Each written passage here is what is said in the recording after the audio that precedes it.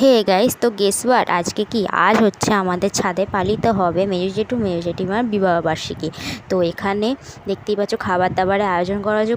কুট্টুসে তো নাচ করছে। তো আর এখানে হচ্ছে তোমার লাইটের সিস্টেমও করে দিয়েছে জামাইবাবু।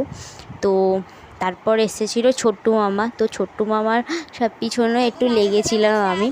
তো কেননা ছোট্টু মামা নতুন বিয়ে হয়ে গেছে, কিন্তু আমাদের সাথে ঠিকভাবে কথা বলছে, তাই জন্য এটা বললাম।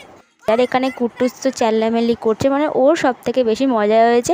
মানে সবাই বলছে যে তুই হচ্ছে নির্ভর হয়েছিস মায়ের বিয়েতে, মানে কিন্তু এইসবের মধ্যে রান্না বান্নাটা প্রচুর লেট হয়ে গেছিলো করতে। মানে হচ্ছে রান্নাবান্না অনেক ভুলভ্রান্তিও হয়ে গেছিলো, মানে অনেকটাই রাত হয়ে গেছিলো এত সব মজা টজা করতে করতে। এখানে বিবাহবার্ষিকীর মানে পরের দিন শুরু হয়ে গিয়েছিলো, মানে কি বলবো, এতটাই রাত হয়ে গেছিলো। তাতেও মানে মজা তো করা হচ্ছে। আর এখানে ছোট্ট করে একটু এরকম পালনও করা হয়েছিল বিয়ের থিমে। তো এখানে তো মেজো জেঠু মেজো জেঠিমা খুবই লজ্জা পাচ্ছিলো। আর হচ্ছে দিদি জামাইবাবু এটা সারপ্রাইজ প্ল্যান করেছিল। তো এটা কিছুই জানতো না, তার জন্য ওরা একটু অল্প রেগেও গেছিলো, কেন করেছিস কি। মানে তাতেও মানে মজাটা ভালোই হয়েছে। ফ্যামিলি সবাই মিলে গেট টুগেদার মতন হলো। আর এই কেকটা দেখতে পাচ্ছ এনেছিল হচ্ছে সুমন মামা।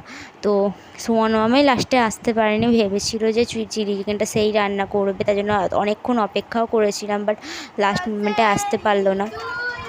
তো আর কি করা যাবে। তারপরে তো কেক টেক কমপ্লিট করে কাটা, তারপর খাওয়া দাওয়া শেষ করে চলে গিয়েছিলাম মেন কোর্সটা খেতে।